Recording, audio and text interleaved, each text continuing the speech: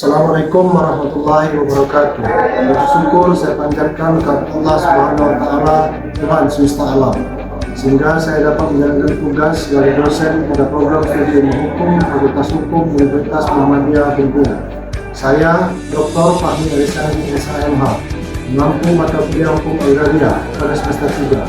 Mata kuliah ini bertujuan membekali mahasiswa dengan pemahaman mengenai hukum agraria nasional, hubungan hukum adat dengan hukum tanah nasional, hak-hak penguasaan atas tanah, reforma agraria, tanggungan, dan pendaftaran tanah sebagai bagian dari sistem hukum nasional. Dalam melaksanakan pembelajaran, saya berpedoman pada rencana pembelajaran semester atau RPS, capaian pembelajaran lulusan CPL, dan prinsip outcome based education, agar proses pembelajaran berorientasi pada pencapaian kompetensi mahasiswa. Pada aspek delivery, saya menyampaikan materi secara sistematis mulai dari pengertian dan ruang lingkup hukum agraria, pembaruan hukum agraria nasional, sejarah pembentukan undang-undang pokok agraria, pengakuan hukum adat, hak-hak penguasaan atas tanah, reforma agraria, hak tanggungan, sampai dengan pendaftaran atas tanah. Selain menggunakan buku ajar, saya memanfaatkan peraturan perundang-undangan, jurnal ilmiah, putusan pengadilan, dan kasus-kasus pertanahan aktual sebagai sumber pembelajaran. Pemanfaatan teknologi pembelajaran melalui media, presentasi, dan platform digital juga akan saya lakukan untuk meningkatkan efektivitas proses belajar. Pada aspek interaction, saya menerapkan pembelajaran berpusat pada mahasiswa melalui diskusi, presentasi, kelompok, tanya jawab, dan analisis kasus. Mahasiswa saya dorong untuk mengkaji isu-isu agraria yang berkembang, menyusun argumentasi hukum, serta mempresentasikan hasil kajian berdasarkan sumber hukum yang relevan. Melalui kegiatan tersebut, mahasiswa tidak hanya memahami materi, tetapi juga mengembangkan kemampuan berpikir kritis, komunikasi akademik, dan kerjasama tim. Pada aspek asesmen, saya melakukan penilaian secara berkelanjutan terhadap aspek sikap, pengetahuan, dan keterampilan mahasiswa. Penilaian dilakukan melalui keaktifan dalam diskusi, kelompok tugas, presentasi, ujian tengah semester, dan ujian akhir semester. Penilaian keterampilan difokuskan pada kemampuan mahasiswa dalam mengidentifikasi permasalahan hukum agraria, melakukan analisis yuridis, serta menyusun argumentasi hukum yang logis dan sistematis. Melalui proses pembelajaran tersebut, saya berharap mahasiswa tidak hanya menguasai konsep hukum agraria nasional, tapi juga mampu menerapkannya dalam analisis dan memberikan solusi terhadap berbagai persoalan pertanahan secara kritis, objektif, dan bertanggung jawab. Demikian narasi pembelajaran mata kuliah hukum agraria yang saya ampu sebagai wujud komitmen dalam menyelenggarakan pembelajaran yang berkualitas, berpusat pada mahasiswa, dan berorientasi pada pencapaian kompetensi lulusan. Assalamualaikum warahmatullahi wabarakatuh. Waalaikumsalam warahmatullahi wabarakatuh. Selamat pagi teman-teman sekalian. Pada hari ini kita akan melanjutkan perkuliahan di kelas hukum agraria di minggu yang kedua, di mana minggu lalu kita sudah membicarakan soal Ramadan dan panduan kita melaksanakan perkuliahan selama satu semester. Dan lewat perkuliahan, dan itu kita akan melanjutkan perkuliahan terkait konsep analisis dasar soal agraria. Ya, biasa sebelum kita memulai perkuliahan, saya silakan kepada mahasiswa untuk membacakan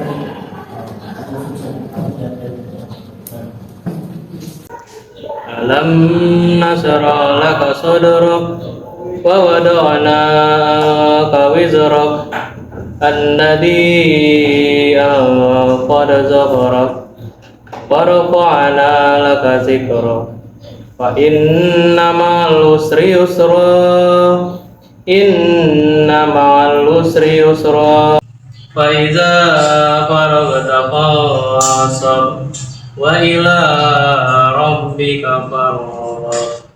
Shadaqallahul azim. Kemudian kita coba lanjutkan kelas ini. Yang pertama kita akan coba terlebih dahulu mahasiswa yang akan ini ya.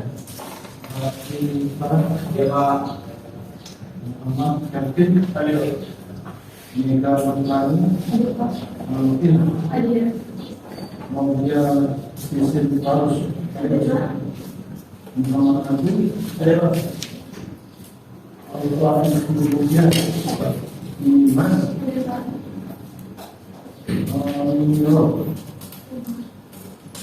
Jumpa hari ini di bulan kedua ini kesempatan kita materi terkait kelas hukum negara ini seperti yang saya sampaikan. Untuk minggu kedua ini kita akan coba lanjutkan materinya terkait soal definisi dan konsep dasar terkait agraria. Karena seperti saya sampaikan awal tadi, di minggu pertama kemarin kita sudah coba diskusikan terkait soal kontrak kerja. Ya. Nah, saya akan mencoba memulainya dari tadi yang saya sampaikan soal konsep dasar agraria di Indonesia. Kita lihat dalam beberapa literatur yang ada, misalnya konsep agraria di Indonesia itu kan dia sangat berbeda seperti konsep agraria yang digunakan oleh negara-negara lain di luar Indonesia. Kalau kita memulainya barangkali dari istilah berikut. Kurang lebih kan secara arti yang dimaksud agraria itu adalah dengan istilah Indonesia disebut dengan agro. Terus yang dalam Inggris juga disebut pertanahan sampai dengan background juga menyebutkan itu. Tapi setidaknya dari tiga istilah yang ditampilkan di seperti negara-negara seperti Inggris dan macam-macam itu, kalau ngomong agraria, dia pasti akan menyebut langsung itu hubungannya dengan tanah. Nanti kita coba lihat ya konsekuensinya bagaimana agraria itu dipahami dan dikonsepkan dalam konteks Indonesia. Nah, kalau kita baca misalnya dalam pendekatan peraturan perundang-undangan kita, setidaknya kita bisa lihat dasar penyelenggaraan agraria Indonesia konsep dasar itu termuat dalam pasal 33 ayat 3 Undang-Undang Dasar 1945 yang kurang lebih menyebutkan bahwa bumi, air, dan kekayaan alam yang terkandung di dalamnya dikuasai oleh negara dan dipergunakan untuk sebesar-besarnya kemakmuran rakyat. Itu sebetulnya konsep dasar bagaimana pengelolaan agraria dan ekonomi di Indonesia. Pasal 33 dalam konstitusi itu merupakan dasar hukum yang paling kuat dalam konteks konstitusi kita. Terus kedua juga disebutkan dalam pasal 1 ayat 5 LPA dan pasal 1 ayat 4 LPA. Jadi yang perlu teman-teman pahami, cara membedakan konsep dasar agraria yang berlaku di Indonesia dan di negara-negara luar. Kalau di negara luar itu pasti dia sebutkan yang kalau menyebut suatu istilah agraria pasti itu akan merujuk langsung soal tanah. Tapi kalau di Indonesia, kalau ngomong soal agraria, kita tidak hanya sempit dalam perspektif soal tanah. Karena makanya disebutkan dalam pasal 33 itu seluruh bumi, kekayaan alam dan terkandung di dalamnya itu disebut dalam aspek agraria.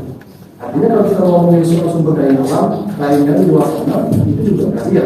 Berbeda konteksnya seperti di tadi yang disebut Inggris dan segala macam kan. Kalau misalnya di Inggris, orang Inggris apa yang agraria? Dia pasti mereka mengatakan agraria itu soal tanah. Tapi kalau di Indonesia, karena dia mengandung definisi yang sangat luas, kalau ngomong agraria dia tidak cuma bicara soal tanah. Itu ya. Boleh coba kita lihat.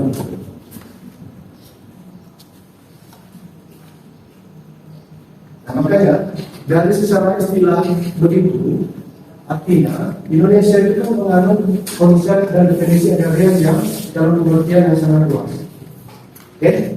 Jadi artinya dalam pengertian yang sangat luas itu bahwa agraria itu meliputi bumi, airnya dan bawah angkasa, termasuk kekayaan alam yang terkandung di dalam. Makanya nanti kita coba lihat konsekuensinya. Kalau ngomongin soal agraria, nanti cabang ilmunya menjadi banyak. Dalam misalnya hukum pertambangan, hukum macam-macam ya.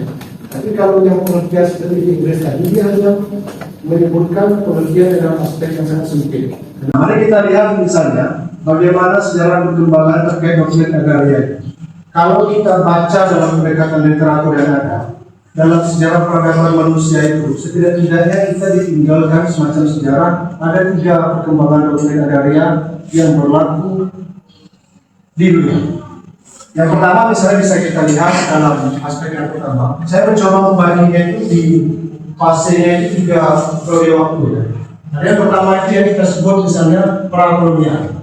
Dalam prakolonial itu misalnya ada dulu istilah atau doktrin yang berkembang itu yang disebut dengan terra nullius.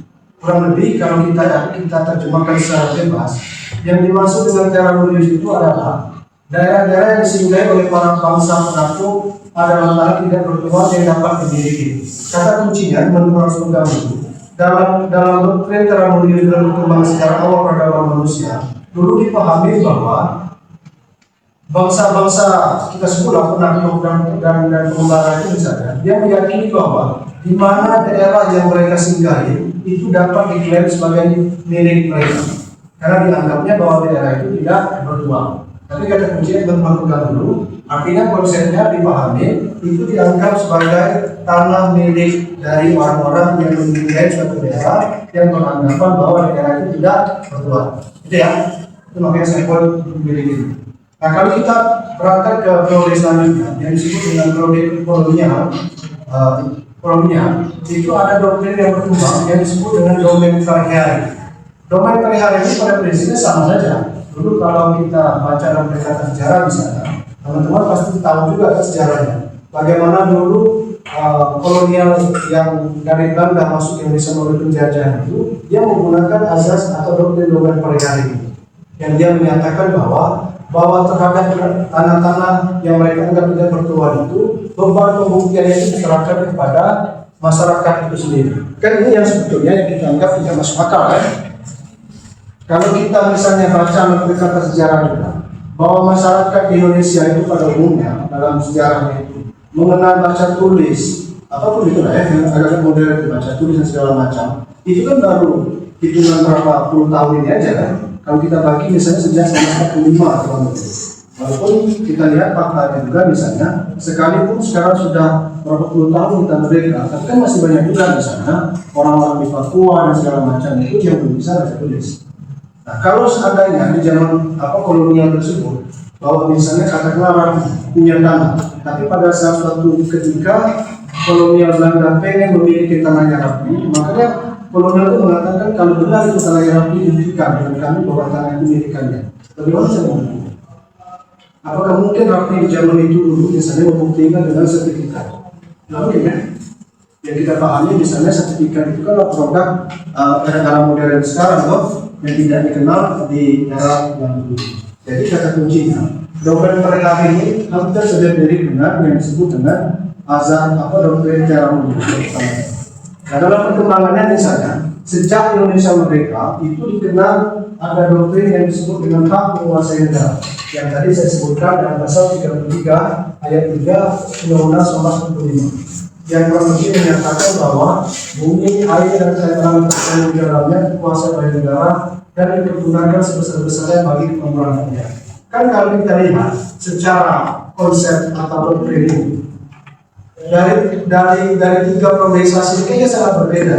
Kalau periode pertama Terasius itu misinya adalah memiliki, yang kedua kolonial itu domain perihari tetap memiliki, tapi setelah kita merdeka melalui PH itu tidak pernah lagi kita memandangkan kepada negara ini sebagai pemilik terhadap tanah atau sumber-sumber agraria di Indonesia. Karena pasal 33 itu mandatnya adalah menguasai ya. Konsep menguasai itu artinya kita memandangkan kepada pemerintah untuk mengatur hubungan antara manusia dengan tanah itu sendiri bagaimana. Tapi tidak pernah ya kita memandangkan mereka memilikinya. Pertanyaan kuncinya di sana, apakah dulu yang kita sering diskusikan di sana, seperti pemerintah provinsi Bengkulu kira-kira, kantor gubernur itu, kantor gubernur itu kira-kira mau sertifikat? Mau sertifikat nggak? Polda Bengkulu itu, Polda Bengkulu kantor Polda Bengkulu itu kira-kira ada sertifikatnya nggak? Ada.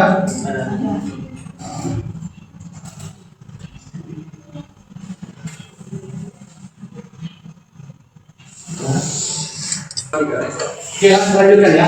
Jadi begitu ya. Jadi kalau kita lihat dari sejarah perkembangan doktrin agraria itu, kita sudah tidak artinya tidak pernah lagi kita memandangkan kepada pemerintah itu sebagai pemilik dari sumber agraria yang ada di Indonesia. Oke, tadi saya contohkan ya. Kantor gubernur Bengkulu itu kan yang sebagai tempat kantornya pemerintah provinsi Bengkulu itu sama seperti kita. Kantor gubernur Bengkulu itu walaupun dia digunakan sebagai fasilitas negara, dia tetap harus juga mengurus sertifikat. Kan kalau kita menggunakan dua doktrin begini ya, kira-kira kalau kita mulai berdekatan itu artinya dan sudah suatu sertifikat kan? Karena asumsinya yang memiliki bahwa tanah itu sendiri ya. Tapi ke dalam konsep agraria yang kita pakai menggunakan pendekatan pasal 33, kita sebagai warga negara dan pemerintah itu tidak ada bedanya dalam pelaksanaan agraria Indonesia. Sampai di situ Kira-kira ada teman-teman yang mau bertanya? Silakan. Baik. Ya, bertanya. Assalamualaikum warahmatullahi wabarakatuh. Waalaikumsalam.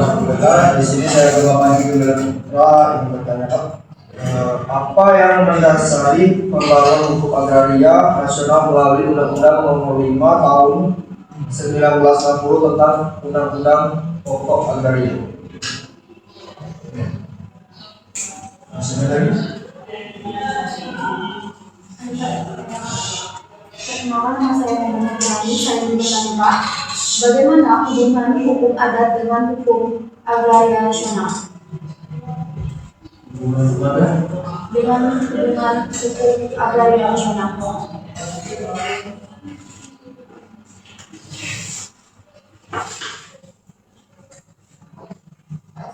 Oke, yang pertama ya, kandungannya suatu marga. Seperti tadi sudah saya singgung, kurang lebih kan pembaruan hukum agraria di Indonesia itu diawali dengan momentumnya dengan menerbitkan Undang-Undang 5 sama 60 yang kita sebut dengan Undang-Undang Pokok Agraria. Yang menjadi latar belakang kenapa dulu ide dasarnya kita perlu memiliki semacam Undang-Undang Agraria kita sendiri. Tadi kan sudah saya jelaskan.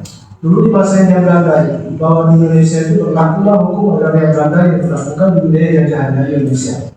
Nah, kita anggap pada masa itu bahwa hukum agraria yang diberlakukan oleh kolonial Belanda di Indonesia itu tidak memberikan rasa keadilan kepada kita sebagai pribumi, sebagai warga negara Indonesia. Tadi kan saya contohkan, contoh yang paling konkret ini misalnya dalam Undang-Undang Agraria Belanda itu betul dia diakui bahwa ada hukum adat yang bisa diberlakukan di Indonesia sebagai mengatur hukum antara orang dan sumber agraria itu sendiri. Tetapi prakteknya, sekalipun hukum adat itu diakui, tapi dia dibatasi sepanjang dia tidak bertentangan dengan hukum kolonial Belanda. Bagaimana kira-kira kita bisa secara independen menggunakan hukum adat itu sendiri kan? Kalau bisa diskusi kalau ada pengakuan, tapi ada juga batasan yang diberlakukan. Itu satu. Kenapa misalnya pembahasan hukum adat itu menjadi penting? Terus kedua, soal hubungan antara hukum adat dan hukum agraria nasional. Nah, dari tadi yang kita jelaskan itu misalnya, Undang-Undang UPA itu merupakan salah satu upaya bagi Indonesia untuk memiliki undang-undang agraria tersendiri dan nasional. Yang jangan lupa misalnya, hampir dulu dari awal-awal misalnya pembentukan Undang-Undang 1960 itu, kalau teman-teman bisa cek di pasal 5, pasal 5 UPA itu menyebutkan bahwa sumber hukum agraria nasional itu adalah hukum adat. Sekarang yang berlaku. Tapi problemnya sama. Di Undang-Undang UPA itu disebutkan bahwa hukum agraria nasional itu adalah sumbernya hukum adat, tetapi dalam pelaksanaan sekarang hampir hukum adat itu kan disampingkan. Bagaimana cara kita mengelola sumber agraria? Misalnya kita bisa lihat kan, di mana-mana terjadi misalnya praktek perampasan tanah dan segala macam, dia itu menyampingkan soal hukum adat itu sendiri ya. Karena begini dulu, mengapa pasal 5 itu menjadi salah satu pembaruan hukum agraria nasional? Karena kita meyakini bahwa kondisi Indonesia itu kan dia tidak bisa kita atur dalam misalnya pemetaran Aceh dan Papua itu kan bisa diatur sama kan. Seperti kita misalnya di Buru-Buru saja, kan banyak pengetahuan kita soal tanah misalnya. Cara kita mengukur tanahnya misalnya ada surat Tempo, Pancang dan segala macam.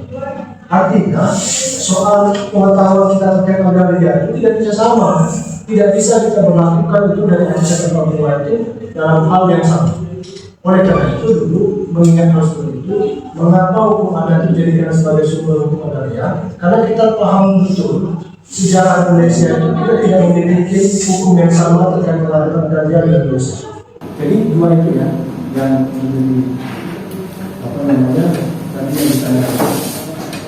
Selanjutnya mungkin kita akan coba lanjutkan apa namanya diskusinya di minggu 3 akan datang.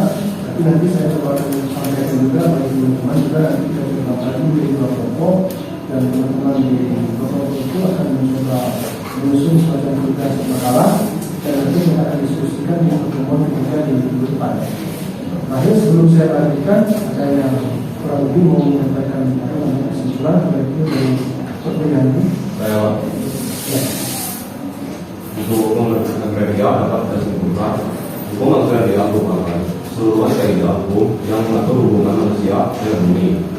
air, ruang angkasa, dan kekayaan alam yang terkandung di dalamnya.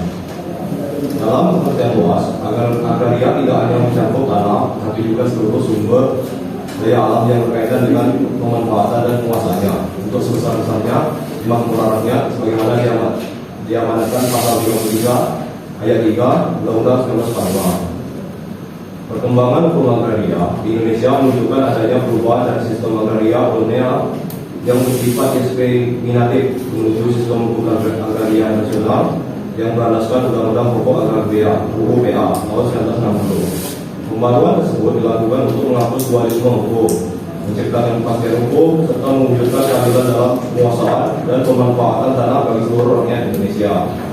Hukum agraria nasional dibangun di atas berbagai asas penting, yaitu asas nasionalitas, hak menguasai negara, kepentingan nasional, fungsi sosial, hak atas tanah, kebangsaan, kebersamaan, reforma agraria, tata guna tanah, kesatuan hukum, perlindungan hukum, dan permisahan horizontal. Asas-asas tersebut menjadi pedoman dalam pengaturan, penguasaan, pemilikan, penggunaan, dan pemanfaatan tanah agar tercipta keseimbangan antara kepentingan individu, masyarakat, dan negara.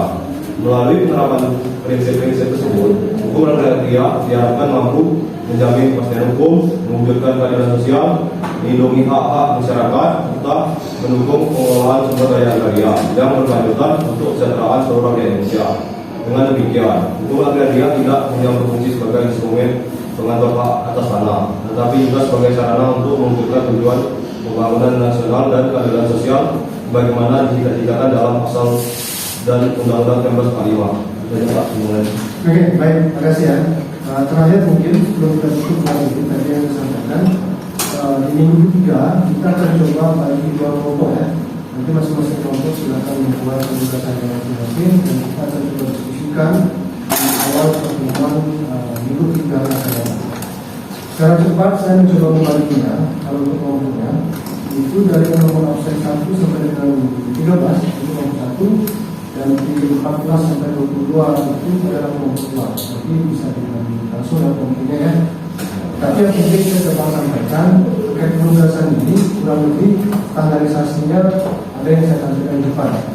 Soal ketentuan penulisannya di halamannya